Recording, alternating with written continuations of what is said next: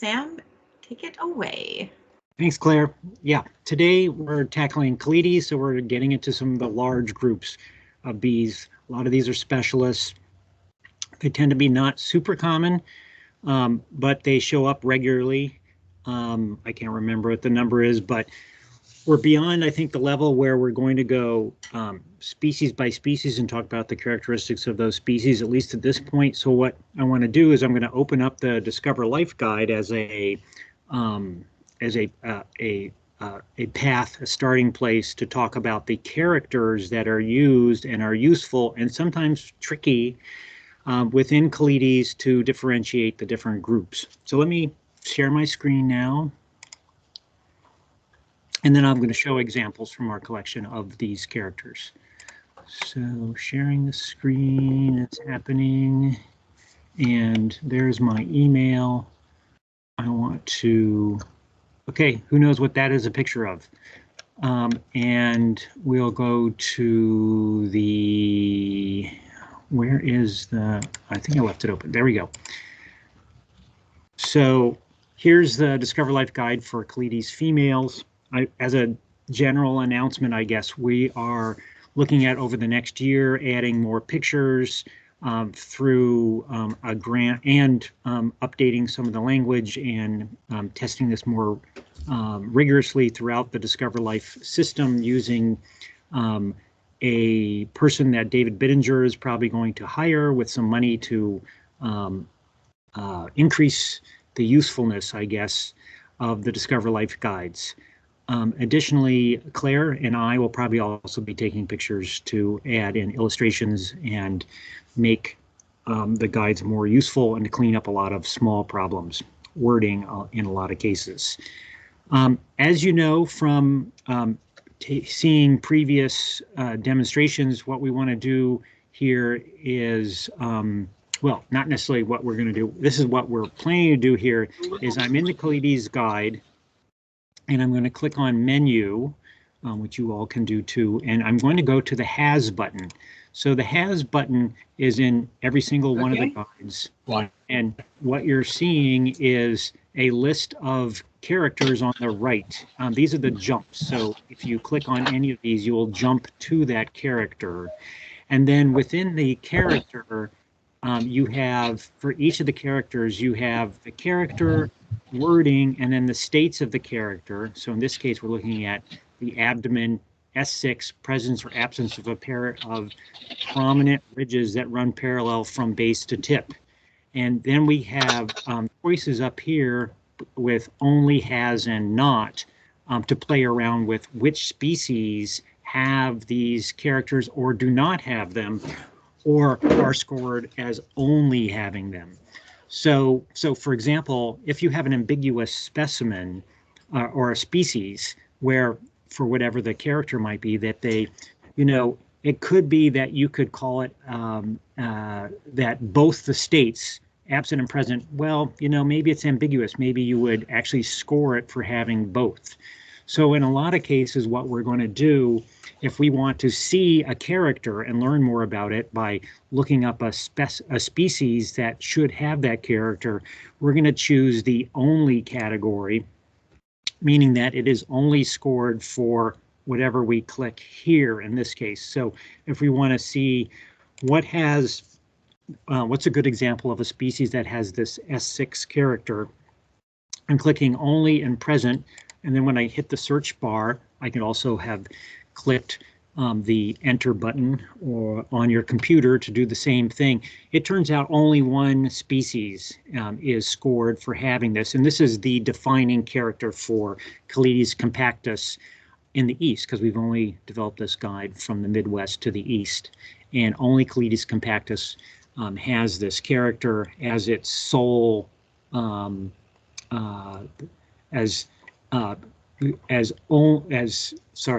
let me get the wording right, as only having this character, and it's also not scored for being absent. If we instead had clicked has, we're going to get a list of all the species that have been scored for having it present, but could also have it scored for being absent. I think in this particular case, oh, we have two. So Banksy here is now scored as having been scored for present, but is apparently more of an ambiguous species. So you could look at it one way and say, oh, it has those lines, and you could look at it another way as not having those lines. So if we go over here and click absent, Banksy should also show up there, but compactus should not. Spending a little extra time to explain this because this is a useful way for pulling specimens from a collection, a museum that you might have access to, or your own collection, to better understand some of these characters that might be listed. You want a species pull that is scored as only having that one character because theoretically that's the best presentation of that character rather than something that might be ambiguous. So if we look over here at this list as having been scored for absent, we see that Banksy is there, as we suspected because of the way when we did has before. But if we go down to compactus, or where it should be, is not there. So again, we're just using this as a way to go through our specimens to find good examples of characters. So I'm going back, clicking, and we're going to do this now. So I'm interested in what's this presence or absence of a pair of extremely prominent ridges thing. I want to look at a specimen that has that. I'm going to a collection. In this case, this is our collection. I'm going to pull that and look at it. So again, this is a really good way to begin to learn the characteristics of a particular group. So let's go find Colletes compactus in my collection. I've marked it, so I should be able to pull it right in. And here we go. So S6, the S stands for sternites. So we're going to look on the underside of the abdomen. And undersides of abdomens can be tricky to look at because a lot of times the abdomen curls in that direction. But in this particular case, I know that we can see this. So now I'm going to flip to the screen here for the microscope. And here is a headless specimen. It turns out is the only female specimen I have in the collection. Does not have a head, but that matters not because we are not interested in the head. We are interested in the presence of these prominent ridges on S6. So in females, S6 would be the last sternal segment, and we are going to up the magnification. So it is the sternite at the very end. Down here, we have the pin, which is sadly in blocking some of our view. But if we go back to the character, what we're looking for are presence or absence of a pair of prominent ridges that run parallel from base to tip. Okay, so from base to tip, they're parallel, there's a pair. I'm going to tell you right now that these are the two ridges there, and I'm going to try and get the light better. Let's do automatic white balance, and let's try and get more light in there, which seems to not be working in terms of the software itself. But if we go in, let's see if I can get some more light on this dark specimen. We run into the problem of darkness interfering, and I'm trying to get the reflection. So here is this raised line. I'll change, and here I believe is the other raised line. Let's change the angle here a bit. I'm going to change it to a little more lateral, see if things pop at that point. Okay, there we go. So here, these are the tergites, and these are the sternites. We're looking laterally instead of directly at right angles to it. Here's S6, the last sternite. Here is this prominent raised ridge. It is if you can get a good look at S6, it is pretty obvious to see because it's so different from the basal area, which is a flat and pitted surface.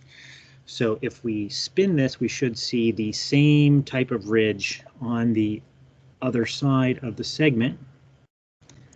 Trying to do that without getting the pin blocking the area too. And we can see that again. So consours is a late season, often seeing that into October. Here's that lateral ridge. If you see these ridges, you know what species it is. Those ridges do not exist in the male though. So we've seen that character, and we're going to click these off. So if, when using the has, if you inadvertently leave that has button clicked on a character and go somewhere else, it will mess up the routine, and who knows what species list you're going to get. So you always want to click off the present and has both when you're using this tool and go on to the next one. If you leave any of these on, it creates a routine that includes the old character in the search string, and usually that does not yield anything that makes any sense whatsoever. Okay, so now I'm going to jump back all the way up to the top here. We just looked at this S6, abdomen T1, patterns of pits in the center of the segment. Those are things that we've looked at many different times in many different ways, so I don't know that we need to take a look at that. Same thing, well, we can look at patterns of hair. So in Colletes, sometimes you have, so we're looking at the second tergite and the pattern on the hair, and we're looking at apical and basal hair bands complete, apical hairband complete, hair behind the hairband may be long or short. You can have different amounts of density in the hair on these things. So you can have almost no hair, like relatively thin. If we look at only, I get nothing there. So let's look at has. So nothing is scored for relatively thin, and we get thoracicus, brevicornis, ultravalidus as having little, but they're obviously going to be scored for something else in here too. If we look at entire surface covered by velvet hair, let me just do only on that one, see what has that. We have Colletes wilmatiae. Let's see, I think I have that species over here. And oh no, I don't. I have Willistoni. So we're not going to look at that. The basal half, and part is Howardi. I don't have that one. That's a Florida species. Wilmatiae was a western edge of the range species. Apical hair bands widely interrupted. I'm going to go now to has. This is multiple species have that, and sometimes you get this simply from specimens getting having their hair bands worn. You have the traditional hairband complete along the apical rim, and in some cases you have, which is most of the species here, and then in some cases you have apical and basal hair bands complete, but hairless between. So there you have two wide hair bands, but a hairless space between, not much wider, if at all, than the apical hair band. I don't have that species either. So most of these patterns are also relatively straightforward.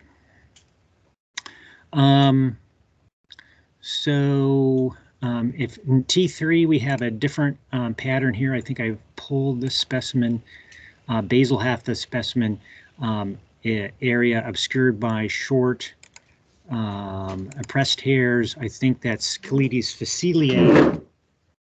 Pull that specimen.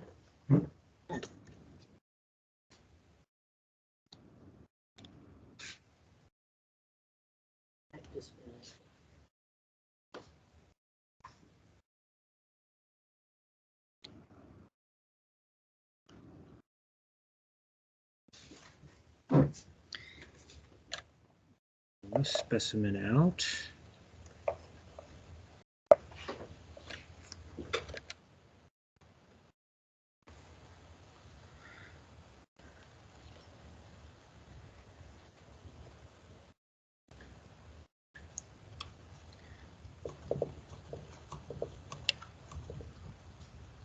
You can see how much more hair this specimen has than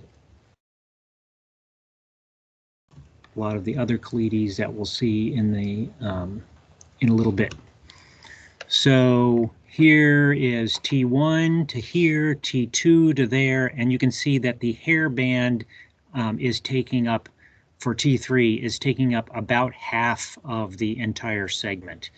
And I believe this is the only species where you have that extensive of a hair band. This is also primarily a western species that comes to the edge of its range in the prairie states and shows up in like the Dakotas and things.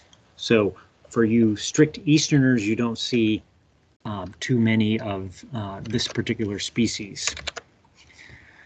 Let's see, what else do Sam, we have can you up flip here? back to that for a second so I can screenshot it? Yeah. Zoom in a bit. Okay.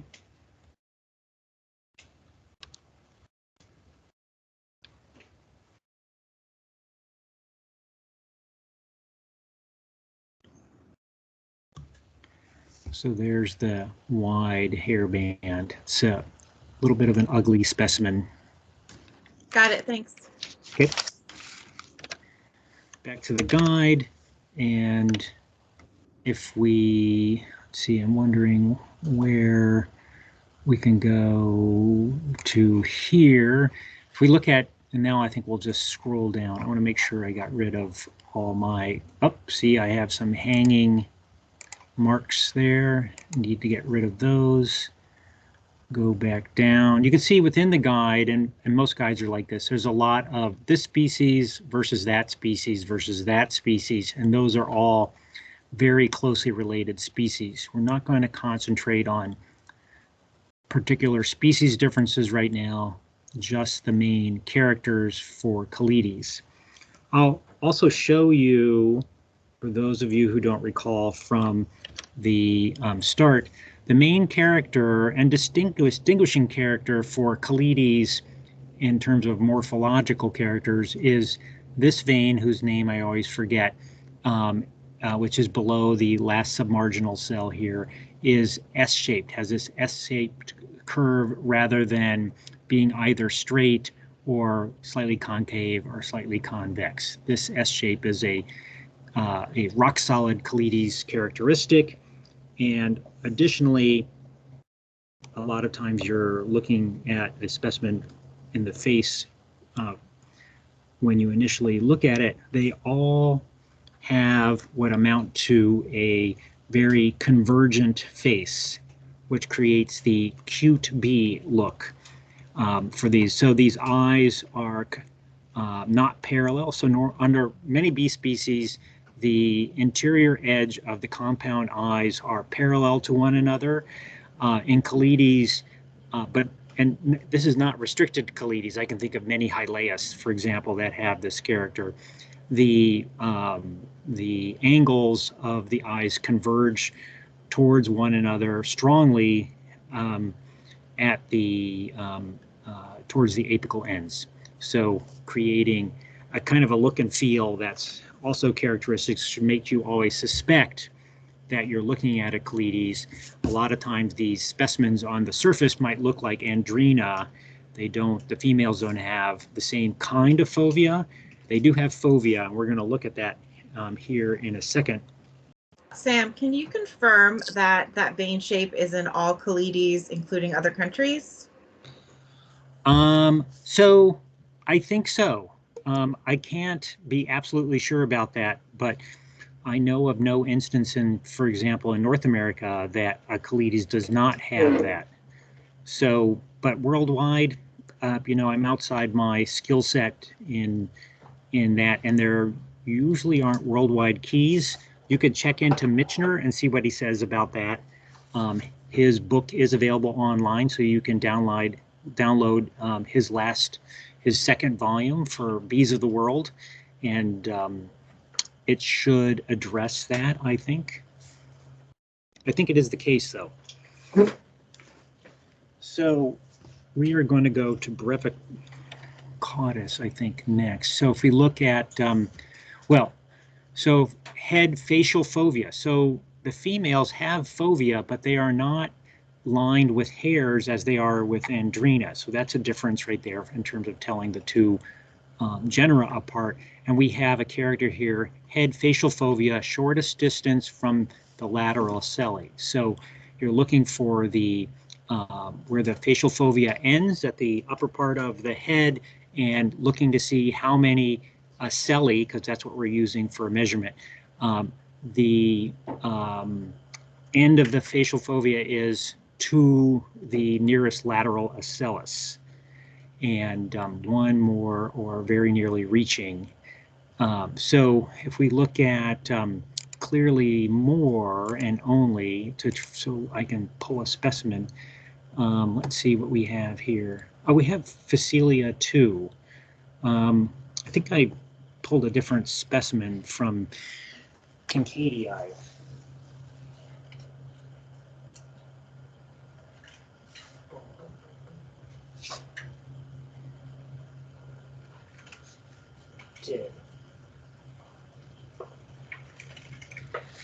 Trying to use a lot of different species so you get some look and feel of the varieties. Let's see, this last one was phaceliae.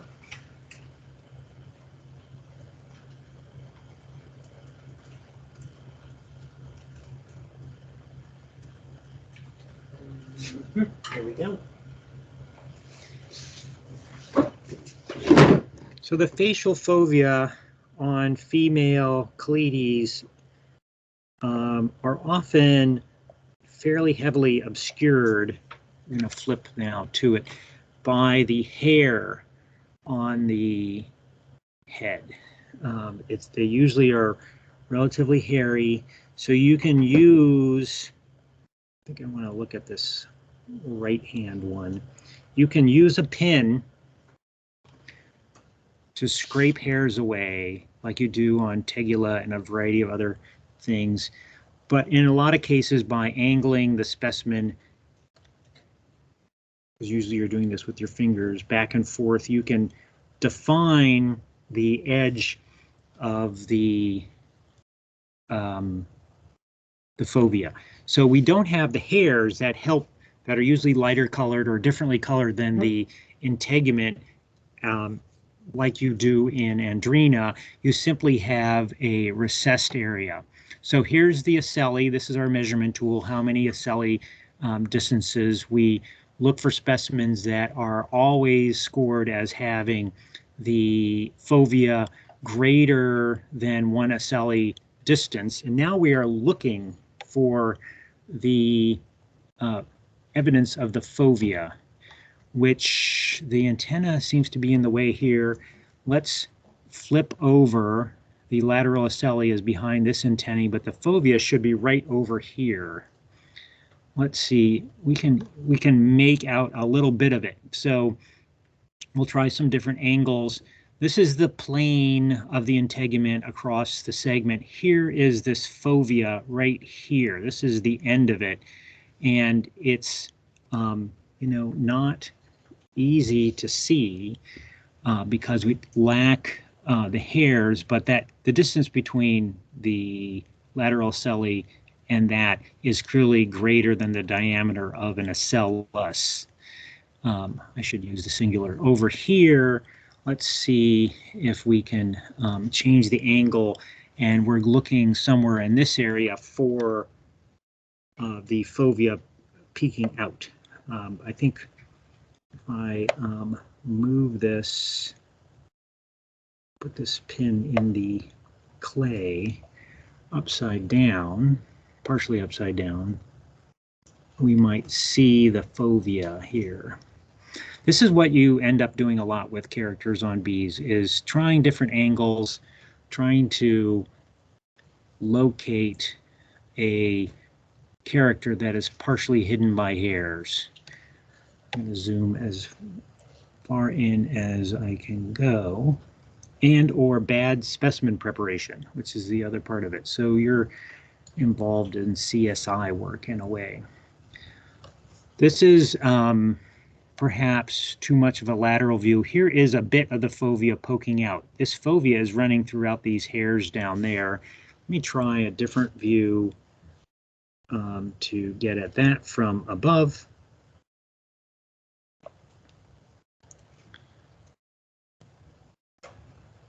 See if that can pop out. So all females would have these fovea,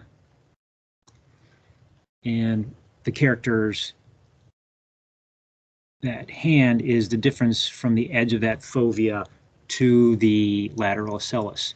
One of the, so it's problematic, right? Because we are having a hard enough time seeing that here with a specimen that I could tell earlier had a clear view of at least the tip of that. It's in here in this area, but the lighting and the computer are not giving us the type of view that I would like to see of where the rim is. But this is one of the beauties of having I'll try a different angle, of having a matrix guide. So if you can't see that, or in some cases, this is what we're trying to upend, you don't know what you're looking for, you can skip that question. You may have to come back to it later, but you don't have to answer that question if you don't know or can't see it. You can use another set of questions and still come to the answer of what species or what subset of species, if it's incomplete, you might have. So we're looking at the top of the head here. I'm not sure that that is giving us much of anything to go on from that steep of an angle. Let's change it a little bit more.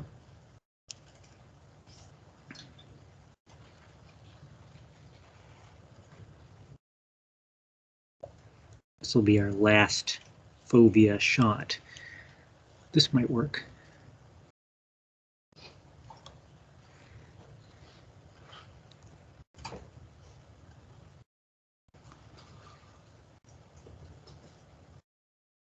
So, yeah, and I think it's still mostly, more than I wish, obscured by hairs over here on this one.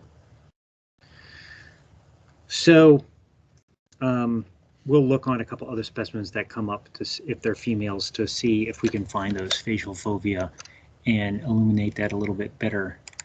So let's move now to malar spaces. So this is one that I find to be one of the most useful characters within Colletes, because you have in the females, but also it's useful in the males too, you have some species that essentially lack a malar space. So if you recall, malar space is the distance between the compound eye and the mandible. So some mandibles basically kiss right up to the eye, and others are quite a distance away. This seems to be a reflection of how deep a corolla a set of species might be investigating. So here we can go to only has 2x the width of the mandible, and we see there's 2 species involved here.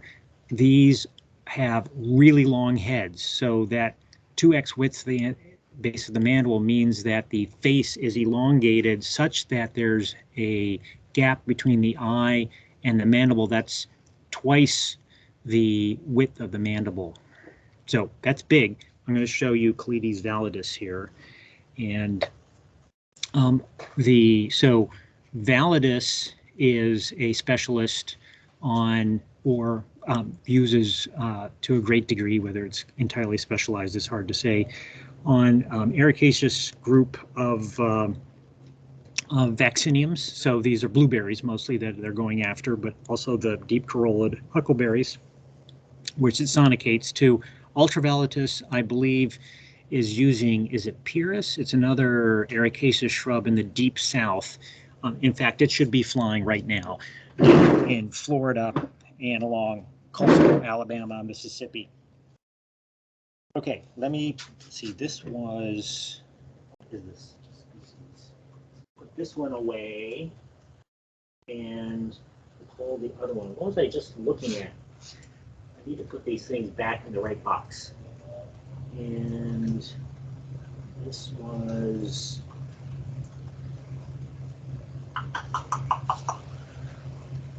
I will have to look that up later.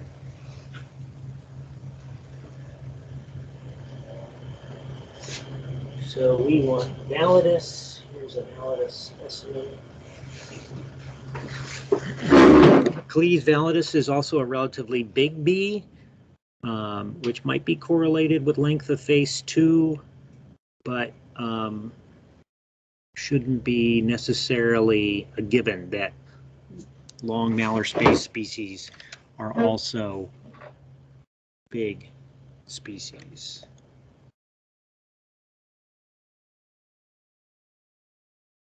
Okay, so let's focus in here, and let me change the angle just a little bit on this.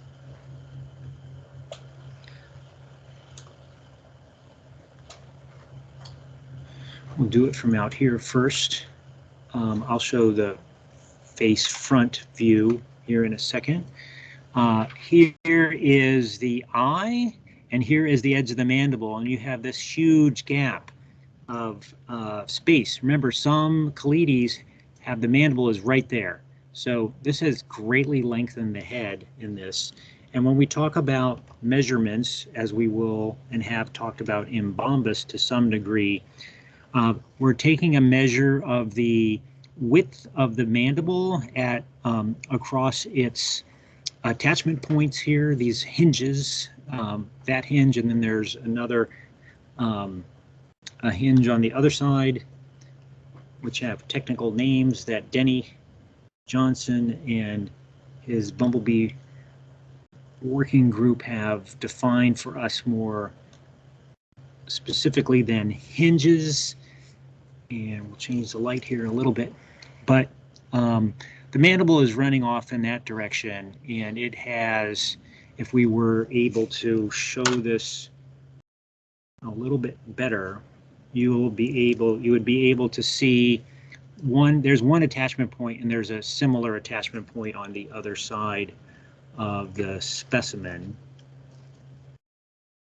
Trying to get that magic place. Perhaps if I bring this around this way, you can see from the shine here something of the definition of the mandible.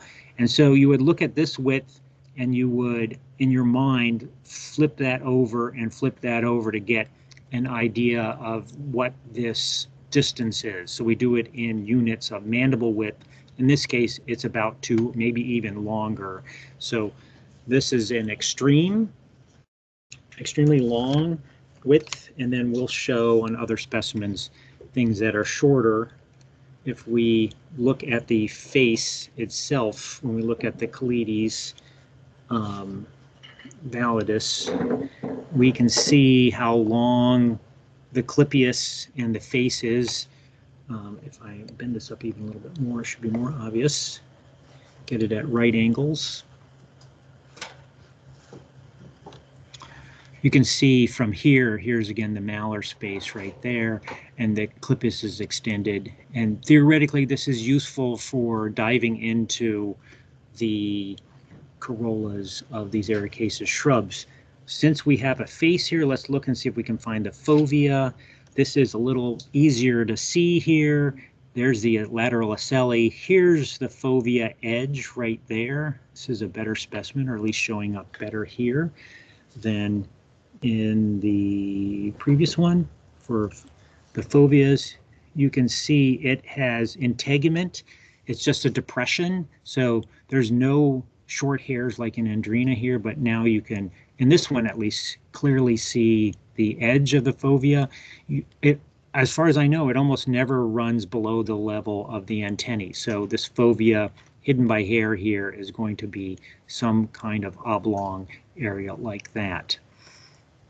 So there's another shot of the facial fovea. Sam, I have a couple questions to interrupt you with. Sure. How big is Colletes validus in comparison with Apis, which I assume just means Apis mellifera? Yeah, it's almost exactly the same size. And in fact, when you watch them on, say, high bush blueberry or something along those lines, it can actually, because things are happening so fast and you can't get close, you might even think that you're actually looking at honeybees. Similarly, another very common early spring bee that tends to be on woody plants and things like apple and willow is Colletes inequalis, and it doesn't have as long of a face, and it even looks more like honeybees. So you're not quite sure what you're looking at. And it also backs up this notion that how difficult it is to do visual surveys for bees because they're moving fast, it's ambiguous, the characters are microscopic often, and you can easily confuse entirely different families of bees. Okay, another question. Okay. In general, by big species, which I'm sure you will use again, do you mean big-bodied bees in that genus, or yes, many species, or big-bodied bees in the species, or many species in the genus? I'm just talking about within Colletes, it's a large bee. So for example, the largest bees are at that validus inequalis thoracicus compactus group, and so we're talking just a bit more, a bit longer than a honeybee. And then many of the Colletes are quite a bit smaller, half the size of a honeybee. And then Tim asks, this bee has a sulcus. Why does Discover Life not use this feature as Stevens uses it a lot in his key? Could you say that again? This bee has a sulcus. Why does Discover Life not use this feature as Stevens uses it a lot in his key? Okay, a sulcus where though? So a sulcus is usually refers to a trough or channel type of thing, which is not coming up on the Clypeus. Mm-hmm. I don't know. I mean, it can be added to the guides. It might be because Mitchell didn't use that, and I probably primarily, or one of the other people working on the guides primarily use Mitchell. So I would love to have a conversation with Tim or anyone else about adding in sulcus characteristics, because I frankly am not familiar enough in looking at Clypeus sulci to know, even have a comment on it. So it sounds like something worth checking out. And Stevens did a revision of the genus, or at least some of the. Did he do all the genus, all the species in Colletes, or just some of them? He was the expert. He was alive as of a few years ago. I don't know that he's around any longer. But yes, I'd like to learn more about that. Okay, we can look back at the guide, and we can, as similar to the, we can also, if Tim has a species that is strongly sulcate, we can try and pull that up and find the sulcus too. So that would be useful. Yes, I asked him to copy and paste that that area of the key into an email for us. He did provide the citation, and Tim, if you'll put it in the chat, what he just asked you for, we can do that. Okay. Yeah, just give me a validus has a sulcus. Validus has a sulcus. Okay, let's pursue that. I'm gonna pull it, and then you can jump and walk us through where it is. And so I'm presuming that some have a sulcus and some do not on the Clypeus. pulling up a validus again here.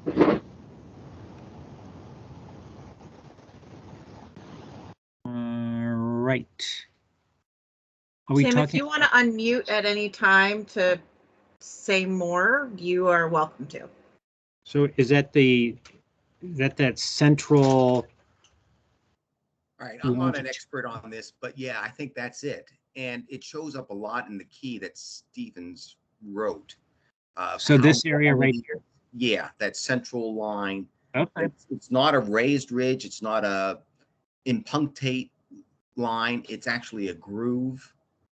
And he uses it a lot. And Oops. when I was working on my Western Colletes, I just had so much trouble with it. But you had trouble in finding it or figuring out what he was talking about? I was using a reference collection from the Smithsonian, and it just didn't seem to match up with anything. I'm not just sure that Stevens was a great writer. Okay. All right. So I think that's useful, and we can try and investigate. And a lot of times what happens is with researchers who are doing a revision, they become at one with their species. And so they know how to tell them apart. They've looked at thousands and thousands of specimens. And then when they write up the key, it's more what I have said many times, notes to themselves than a key that a person who has one species of Colletes, for example, can use successfully, because the mind pictures that the author of the key has in their head are not transferable, because they often write in very shortcut and terse and sometimes jargon-filled ways their couplets.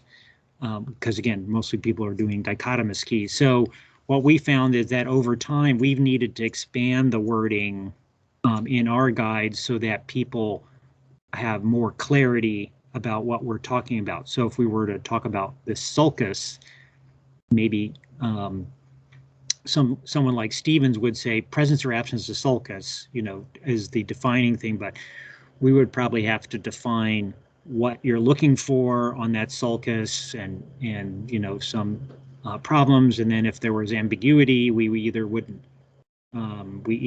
score it at all for a species, or we would score it for both presence and absence, or maybe there's nuance like length and things like that would go into that guide. But I think I will probably at some point here spend some time looking at sulcuses on the eastern specimens that we have and then going back to Stevens and seeing if we can make that into a useful character.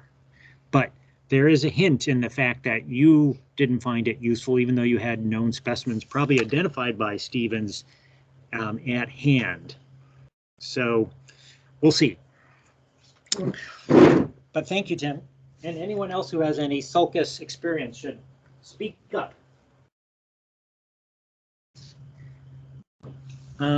Okay, so we were going to look at, so hind basotarsus relative width.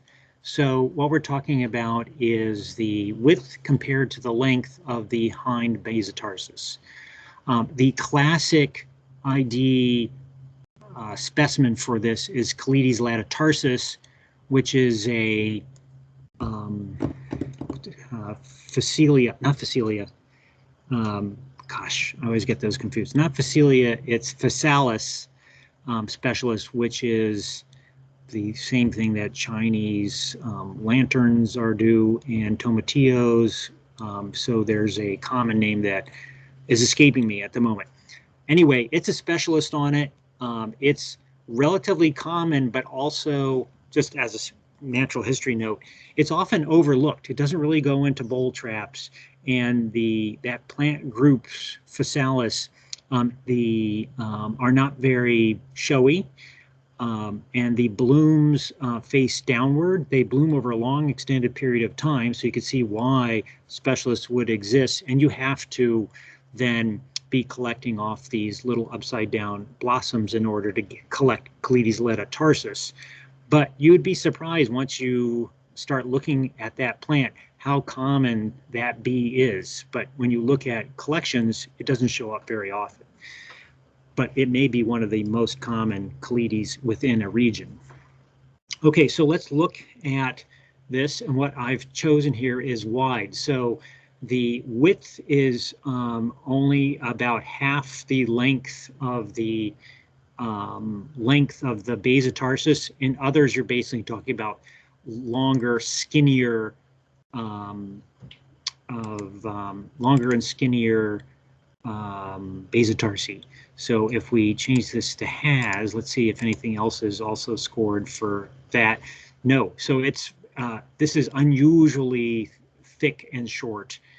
If we now switch to has for narrow, you see that most of the species show up there in that category. So let's take a look. And if we did a third, you'll see that there's huge amounts of overlap between a quarter and a third. But the numbers are different. But again, when you are talking about a difference between 1/3 and 1/4, you would get differences simply because it's difficult sometimes to determine whether it's 1/3 or 1/4 that you're looking at, or something in between. And bees, of course, do not do things in increments of proportions of basitarsi. It can be many, many different combinations. So we try to be conservative and score them for any category that they could be mistaken for. But in this case, latitarsis, which I'll pull now, is an extremely easy to detect species by looking at its hind basitarsis. So where is that?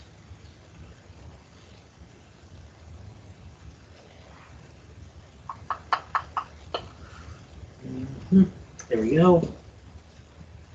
Sam, we have a little bit in the chat confirming that we're talking about Solanaceae and wondering if it's the fact that most nightshades have fused anthers pointing downwards that need to be sonicated for the pollen to spin out. So solanaceous plants do have that pattern. So tomatoes, that's why you have to sonicate tomatoes and use bumblebees to really have effective greenhouse tomatoes. Most bee species don't do that. I'm not sure if all of Solanacea. So if you look at what's the really prickly, ugly one that's out there, not Enchanter's Nightshade, but it's shoot, what is Horse nettle. ground cherry? Pardon? Horse nettle, yes, horse nettle.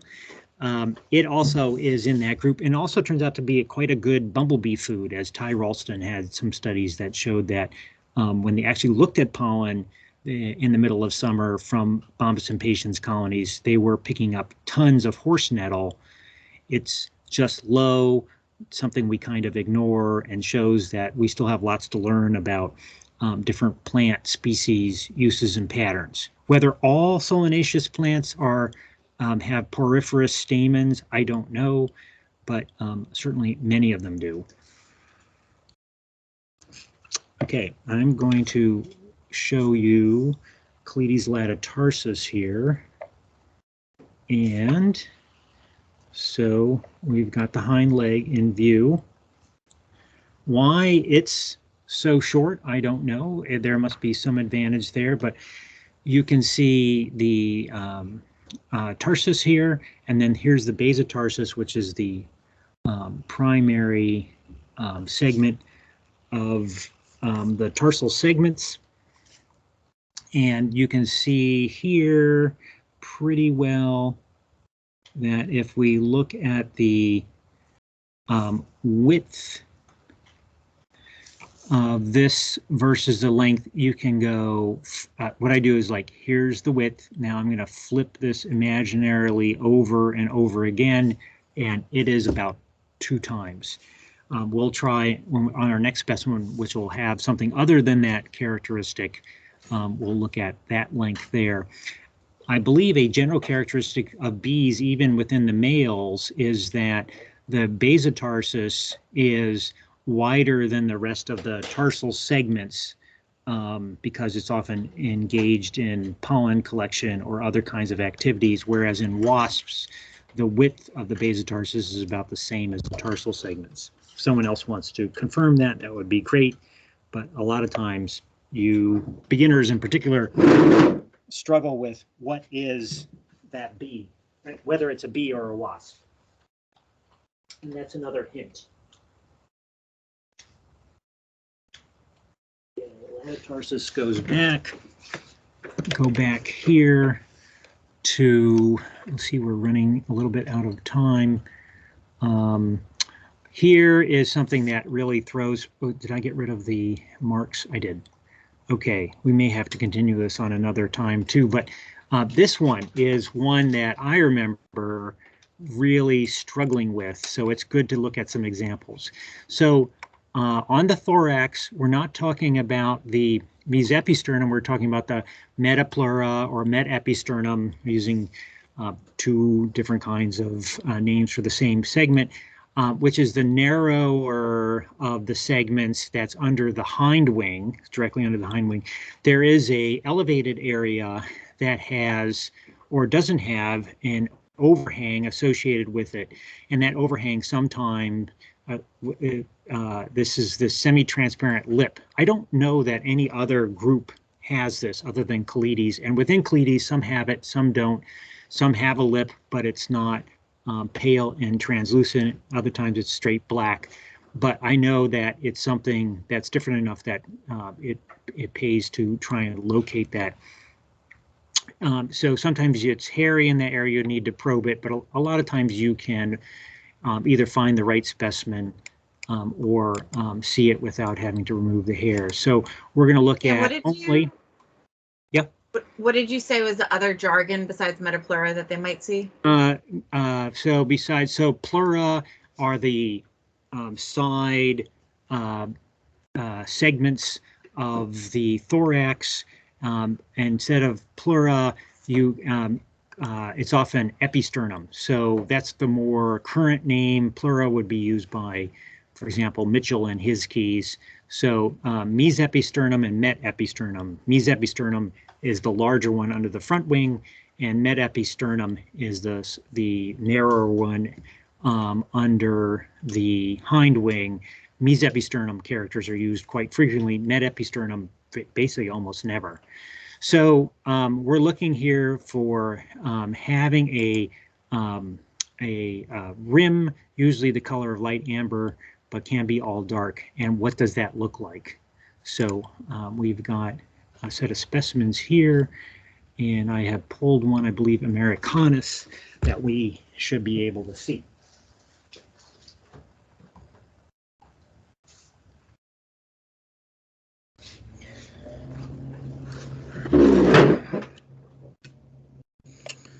So we take a look, hopefully on the side here.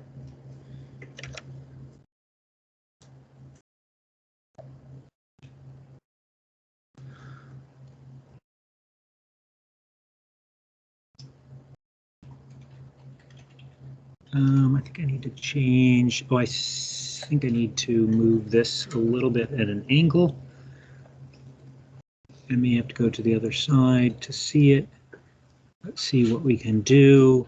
Yeah, just finding it is often in Colletes and guides is initially a struggle because of hair, and sometimes they don't have this thing, and it's a dark surface, and you're not quite sure what you're looking for. But let's orient front wing, hind wing, this area here. I'm looking for the suture line, which I don't see right off the top of my head, that defines the mesepisternum from the metepisternum, but I believe it's running probably right through there. Can I get closer? No, I'm at my maximum magnification. Why is that on there? There we go. Okay, so here's the hind wing. Below the hind wing is the metepisternum or metapleura, And it basically is a plate defined by suture lines. This would be the propodium over here that's narrow. It's going to be like this and like this. You can't necessarily see the lines here well.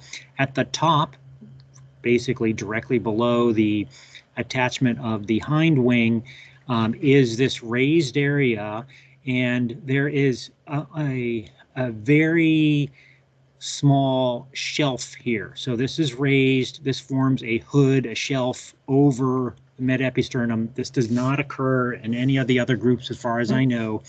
And this right here is that, I wish I could magnify this better, but this is that amber or semi-transparent rim here.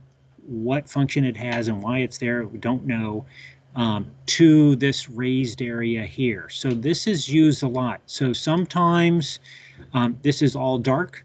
Sometimes this mound is maybe raised but has no overhang, or there is nothing apparently even raised about that area. So this whole structure is lacking. In terms of ID, the important character really is, do you see this clear amber rim on a specimen of Colletes you are looking at, because it narrows it quite down and is relatively unambiguous. Whereas some of the others, like, is that a dark rim and with an overhang, or is that simply a bulged area with no overhang in an area because of where the wings are going to go and the hair? That might be difficult to see. So if you have only a single specimens and either side can be easily obscured, this is another one of those characters you might skip, and particularly if you're not quite sure, as most beginners are, like myself, at what the heck they're talking about. But there's that amber rim. Let's swap to the other side and see if we can find it. Oops, just drop the specimen. Find it on the other side, or see what's over there, to get an idea of what we're up against to try and find it. Okay, here's the specimen. And front wing, hind wing, but right, that view, the mid-episternum is somewhere over here, but I can't see it because this wing's in the way, and that wing's in the way. So, for example, in this particular specimen, maybe we will not be able to see the mid-episternum, or we'd have to do something like snap the wings off, which is easy to do. You take a pin and you put it right under the armpit of the wing and you move it forward and it will crack it. And a lot of times it stays on, other times it will fall off, depending on how you think about specimens, whether you keep them, whether they need to have all their wings and so forth. You may or may not want to do that. But again, for a lot of these things, you mostly care about the database, let's call it, rather than the specimen being complete. Because if you're like most people, you end up with specimens that are not necessarily beautiful. If you were in a museum kind of context, this is interesting, then your specimen, of course, would have everything visible. But here, I believe, yeah, so interesting. So we're looking from underneath, front wing, hind wing, mesopisternum here, head over here, mid-episternum over here. This is the raised area that's forming this shelf-like area. Here is the rim. You can kind of make out that it is amber. It's a little bit ambiguous there, but you can see both the projection of the mound and the thinness of the lip, and a little bit of the translucent nature from underneath. So we can't see it from above. The wings are preventing us from doing that. But at this angle, we have a interestingly different shot. And I'm going to try and increase the angle here a little bit and still see if we can see in there. This is an important character to learn about. Oops, darn it. because it's, you know, I found it tricky to figure out what I'm looking at. And relatively few specimens have this compared to most of them, which have a dark or no or absent mound shelf thing going on. So here's one that does have the nice rim. I'm not quite sure if that's hairs or this is the rim, but it's just a slightly different angle, not to spend too much time on that. We are at our time limit. I'm going to use this specimen since it's out. We have a few more things to look at here in Colletes female land next time, and then we'll move to males too and talk about, you should think about species pairs you're interested in discussing. So here in silhouette is a more normal basotarsis, quite long, quite narrow compared to the width. So you could easily get 4 into that one.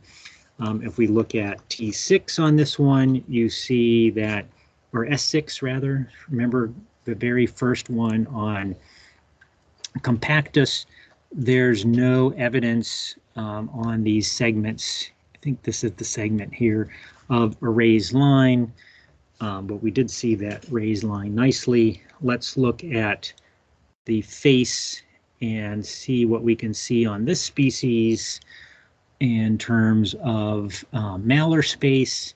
And here you have a very short malar space in contrast to that very long validus one. So here to here is the width of the mandible. These are the attachment joints, hinges, acetabular, whatever you want to call them. This is the muscle that flips open the mandible. Here is the malar space. So here's the eye. This is often, this black area is often called the eye rim. And this is a little bit of integument between here and the mandible. Very, very short, almost absent. So that would fall into a different category. And now you've seen that particular one. Tim was into sulcuses of Colletes on this last specimen. Let's see if we can see a sulcus in here on the clypeus. And so what we're looking at here is the supraclypeus. Here is the suture between clypeus and supraclypeus. Theoretically, I believe there would be a sulcus running in that direction. I would say, I'm going to get this out of the way.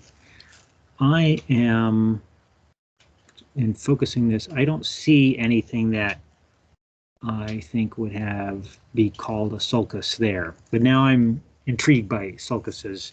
I guess we'll look to see if there's facial fovea visible to look at. Yeah, Tim has left the chat, so no ability to confirm or deny that at this point. Okay.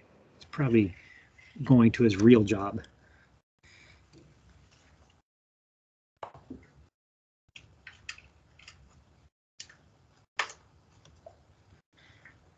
Smooth in. Get that a little better focused. It's a little bit more difficult to see, but you can see there's some structure in here that is probably going to be the fovea. Most have a substantial, it's either one ocelli away or more than one, and a very few have a facial fovea that's quite close to the eye. In the guides, you can look for these rare characters by looking at the green numerics next to each state of characters. And so you can keep your eye open for, oh, here's a species specimen that has a fovea very close to the eye. I know that, I don't know what it is, but I know it's something that will very quickly narrow the number of overall specimens. So looking at the guide, looking at how many species have each state of the characters is another way to start creating a landscape of identification pointers that you could use as you go through. Oh, look at this specimen. It has a very, very short basitarsus. I know that one species of Colletes has that. So, and then you can pursue that within the guides using has or other characters. So we are over time.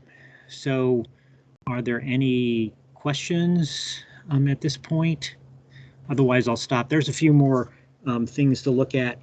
For example, on the pronotum, there's often a really cool and sharp spike coming out there to try and find and talk about.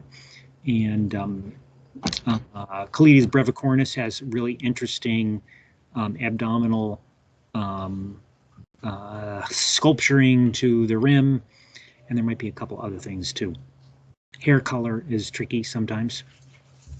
In the chat, we have confirming Sam's call that bees usually have the basitarsus, first tarsal segment, thicker and wider than other tarsal segments, whereas it's generally similar to other tarsal segments in wasps, e.g. Specids. Yeah. There we go. Yes. That's all we have in the chat right now. Okay. Last call for questions. Yeah, that's not often spoken of, but I've looked at it in a number of cases, including I think even things like Hylaeus, which don't carry pollen externally, and you would think would lighten up their legs. That it can work pretty well and is useful when you want people to separate wasps from bees without having to memorize, oh, that's not a bee, that's a specid wasp, because in the sister taxa to bees in Apoidea is, well, now it's split between Crabronidae and maybe Specidae.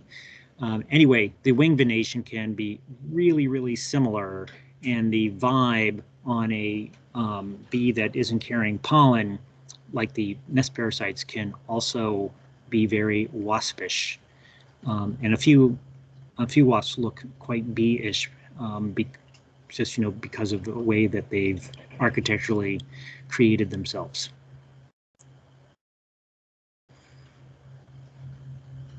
Huzzah! We don't have any other questions. So we'll be on Colletes for the next couple of classes.